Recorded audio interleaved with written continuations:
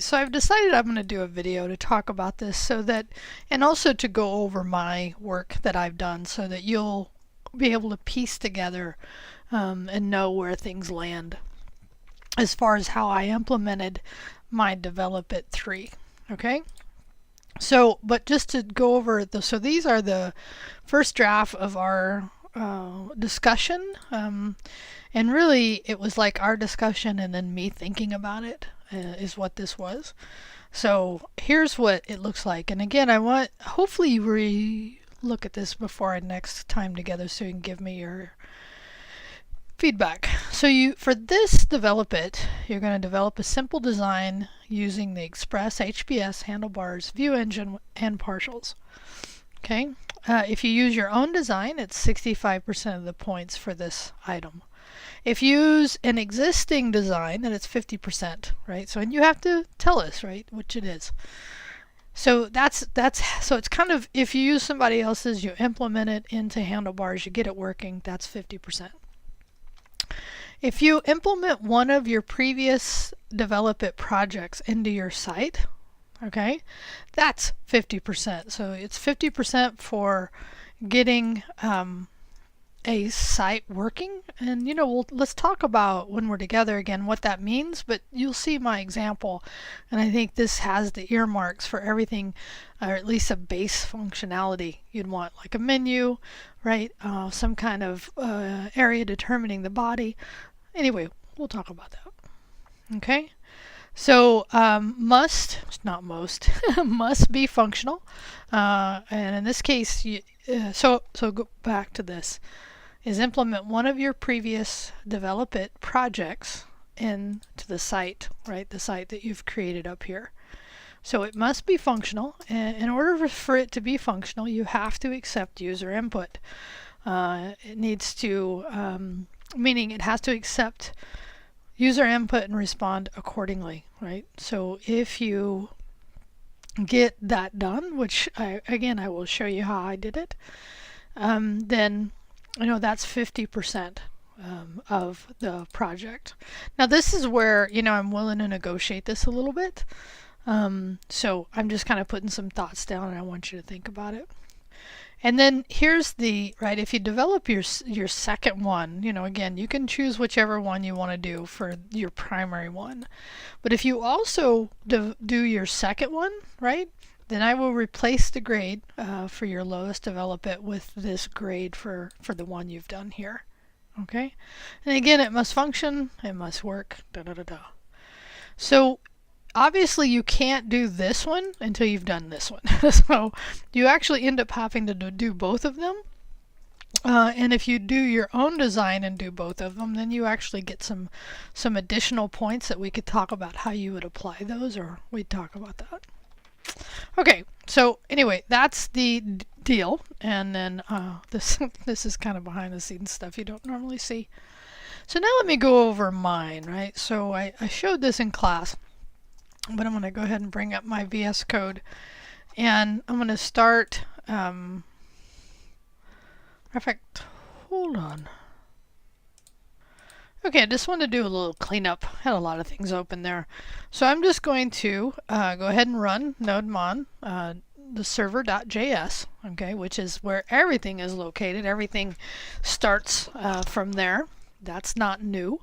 I am running it watching for JS and HBS files like he showed. So now that my server's up and running, I'll switch over and go to localhost, right? So this is the idea of the site, and I'll look at it in a minute, but this then is the same functionality, and I did fix the error I showed in class. It was kind of an interesting one. I did require me to redo a little bit of my code here, which was not a problem. And when I say here, I mean on the first Develop It that we did. Okay, but so you have a form, right? And then that form, so like if I wanted to set up a new account, right? This is, yeah, I have a new account. If I wanted to do a transaction between Rio and Mickey, right, of $50. Let's see if there's any money in there. Yeah, oh, sending and receiving. One of us didn't have enough. That's good. Didn't have enough money in there. So we could actually look at maybe mine to see if there wasn't enough balance in there. Oh, looks like no. I may have destroyed the file in the process. But you get the idea, right? So you have a menu program or a menu that represents really the different ways you can interact with the Develop It 1 that you did. So this is kind of translates into the methods that we talked about. Okay, so let me go back now to my code and show you the things that I had to add on top of what the program that you end up with, the weather program, implemented. So in addition to everything else, you have to do install the body parser, because that's what when you set up your forms, you are going to need this body parser to grab those variables, and then you can use those. And in order to implement that, you have to set up what's called the URL encoder of the parser, and it's basically referencing that body parser variable encoder with some configuration. Okay, so then on each of your routes, right, so now by the way, this is nothing new, right, this is the stuff from before where he wrote the log file. This is where it uses the static files, right, and you can still do that, and you're going to want to do that when you set up your CSS file. As I talked about in class, that's where I have my CSS file setting is in there. And I just had this form in here playing around, but the idea is that you're going to want to have that set up so that you can serve static assets out of there, and CSS would be logically one.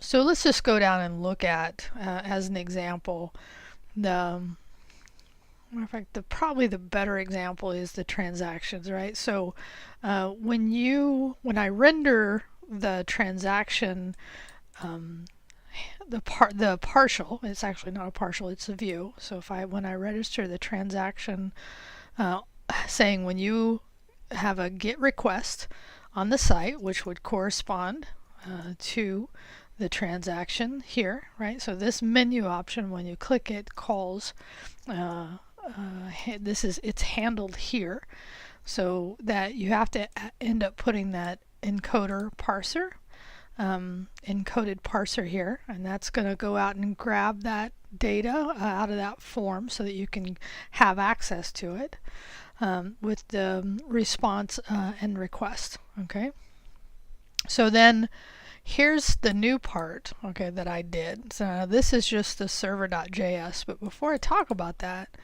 in order for me to use the code I had written for Develop It 1, I just went out and got that code because it was already set in a modular format. And what I did there is I just included that in my file. So I have a RioCoin constant that references that file, right? So then on my transaction that I'm going over here, when the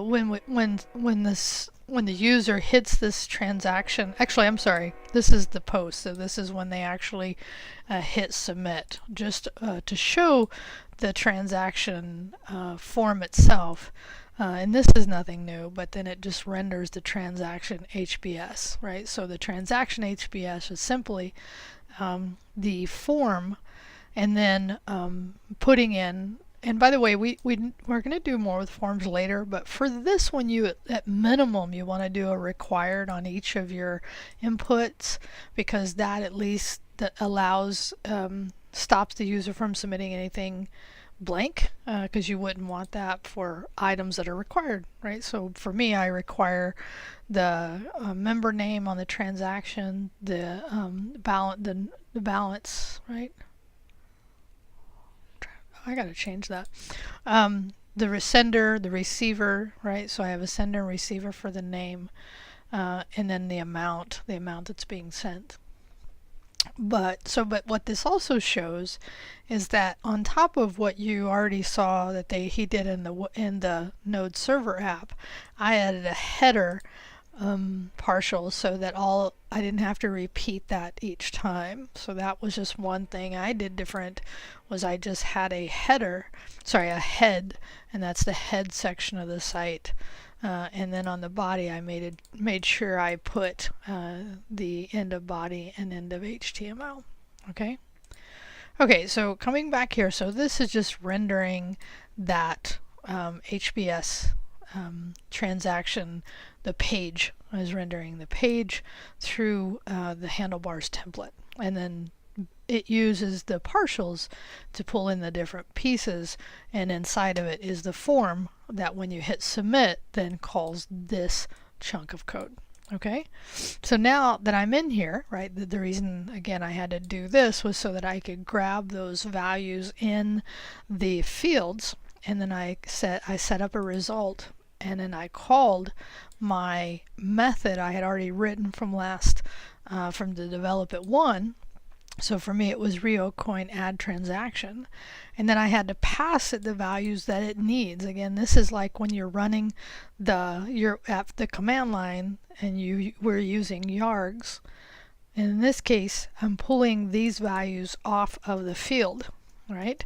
So again, on transactions I'm pulling these values, and because I've used the parser, I can just reference the request body, and then this is the field name that corresponds to the transaction here, the name. Okay, so that's how you piece those, you connect those together. All right, so then I just did a log just to see it.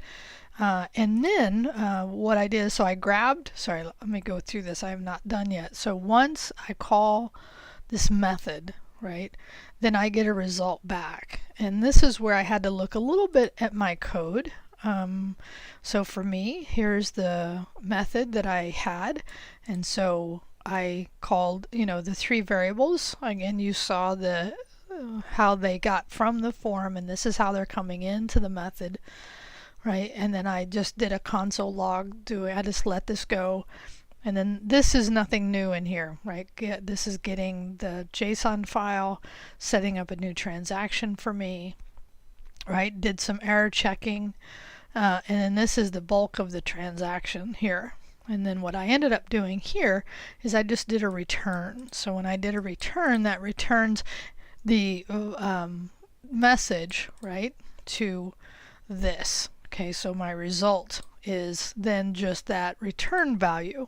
Now there's various ways I did this. When I did the transactions on the balance, I ended up returning an object, okay, instead of just the values. And I'm going to this right here is a mess. I figured out I need to rewrite this much better. But anyway, you get the idea, right? So on this transaction, I'm calling this method, I'm passing it in the three values that correspond to the form values that I've grabbed, and then the result comes back as here, and I let it be result because that's what it is. And then when that result comes back, then I say render, right? And then the render has, again, it grabs these values, and here's how this works, is then it grabs that transaction data, HBS file, okay, and then it says, again, this is the standard setup for my design, and it says, sname will equal to, right, because I'm passing this object into this template so that it can render these values. So in this case, sname is so sender name is sending to receiver name, and then the status is the result right here, is what came back, the message, right? So that's how I'm handling once that data comes back from the form submit that calls the method. This is how I'm then outputting that to the screen. Okay, so this is really just showing you how I took what he's already shown us how to do and adding a couple of new things, the body parser to it. I added calling the methods. I referenced the code we'd already written before. I didn't have to do much change to my code, but I did do a little. I looked at each of my methods and figured out how they were returning, right? So So it worked, right? So that's what you need to think about when you're doing this third develop it. So getting this design working first, right? And then implementing one of your develop its into here. Okay. So this was me doing it for the develop it one. So now let me show you, because I said in class, and I should not have said it, but I did. Oh, I could do the other one, the develop it 2, which was the API call. I could do that in 15 minutes. Okay, well, it took me longer than 15 minutes. And I ended up, in this case, I didn't need a different design. I decided to do this, and I just called it nearby, which was the name of my second project. And I'm going to just, I'm going to handle this, right? So this is not part of my menu, and you can see what I did here is I dropped my menu out. And then this is the way my program ran, where I gave it like Fresno City College. I'm looking for a bus. And if I input the number here, I'll send it, or if I don't, and actually either way it just puts back on the screen, so I hit submit. So then what that does, and notice there was a lag there, so then it goes through and gives me all the results from my request. So from my adding of asking, look at Fresno City, right? So first do the API to Google Maps, then do the nearby search for the query string bus, and then when I hit submit, go find that. So this one was a little different, and I'll tell you that there's a better way to implement it than I did. If you do end up doing this one, you can do it the way I did it, which I think is a kind of a shortcut. But there's also a way you could look at something called async await, because basically the reason this took me longer was that when I was making my API calls, I ended up wrapping, and you can see this. I ended up going ahead and grabbing the code that I had done before. Where's my nearby? There it is. And I ended up, now this is not the way I ended up doing it. This is the way I originally thought I would, which is just to take this code, wrap it in a variable that is basically a function, and then expose that out and then call it. The problem is that because this is asynchronous, right? It was going out making those calls, because that's what Axios was handling with promises. It would complete later, and the later would then you would see the form but it wouldn't have any data, it couldn't find it. So that didn't work for now. I know there's a way to do async await to do it, but here's what I ended up doing is I just so this is my nearby, so this is my second develop it that I've rendered into this setup, and I've rendered again a handlebars HBS template, right? And this just shows that form. So again, this is just the form that here that renders this form. And then when you do a post, right? Again, this should look familiar. We're encoding that encode URL encode the parser, gives us access to that response body data. And then here, this is the code then for how my develop it 2 ran. Right, so this is it. And then what I ended up doing here is once this had completed, right, then I just did the res, which is to say, on render this HBS, this nearby data HBS, and then grab these fields, and then in here, right, the places.array, and that's where I'd pushed all my results into an array. Now that's one thing I didn't talk about last time, but it's the same idea of how you iterate over if you have multiple items coming back in some array or object. So in this case I have an array. If that is true for you and yours, here's how I handle iterating over that. And this is true for both my develop it 1 and develop it 2, but I'll just show you it on develop it 2. So first, just to bring up under views my nearby HBS, so this is the resulting, right? So this is when you hit submit, it grabs the data, or it goes out and does the API calls, comes back, and in my template then I used, and by the way, this right now is not working, so I got to work on that. But right now it just iterates over res, and in this case the res is the result, right? And by passing it what I use for the places array, again, this is a repeat of what I just said, which is I iterated over my results and I pushed that each of that name and the formatted address into an array. And then over here, I just sent that array into my template, and then iterating over it was each. So I did at each, and that's iterating, and so this is the end of each. And then in this case, and I'm going to get this working, I'll show you how it's working now. But if it was looking for a message, and so what that would be is if I had put a number in here, right, then that last one here has a message, and by the way, that worked, my phone just dinged, is that I just push this onto that array and it's an object, so I just need to reference that, because what I had done before, using this same idea of iterating over, sending the template a result, right, or an array or whatever it is, and you can do this with an object. It may look a little different, and this is an array. Actually, I know you can do it with an object because that's how I did it on my first Develop It 1. So you can ask, these are just conditionals that say if certain types of data, then format this way, otherwise just iterate over. And in this case, this would be on each occurrence that it finds in your array. Okay, so just to complete that thought, the member balance, this is what I ended up here. So if I wanted to go back, it's the same logic I used in balance. And let's go, I think is Sid still in my, he's not. I must have deleted, let me see if Rio's here. Maybe Mickey's here. I think I deleted my file, which is why there's nobody here. So let's see. Oh, good, right? So this is me looking at the transactions right now. There's only one. And so this is how I got that to work. But the difference in the way this is rendering is I'm sending back, in that case, I'm sending back an object. Okay? So, but it still works on the iterating across that. Let me just show you that for clarity's sake. Is that, and let me scroll back up here. So I'm kind of bouncing a little bit between the two projects that we did. So in this case, it's the balance. Okay.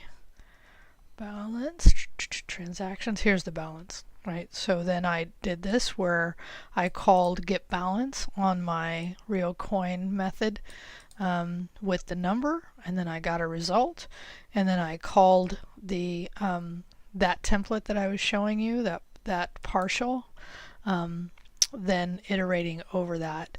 But the difference was, again, in this case, in my real coin, when I did the balance here, I ended up, and this is what I was saying earlier, is I ended up creating an object. Each time we pushed, I pushed these in here, and then I ended up pushing an object for that last, getting the balance. Just looking at that and thinking about that for a minute. Actually, that should have worked, because actually what it is just an array, and then I'm pushing in one object so that I can then zero in on that one. Just actually kind of walk, because it's good to think about this stuff, because you've done it, and then after you've done it, you have to remember, hey, how did I do that, right? So in this case, yeah, it was this dot balance. I'm not sure why this dot, but what it is it's looking for this dot balance, which would only be an object within that array. Okay, so the other one should have totally worked. I have to look at why it may not have. Okay, anyway, I hope that kind of helps you understand how I did it. So I implemented both of them in here. It was a great experience. I look forward to having a conversation with you next week. Have a good weekend. See ya.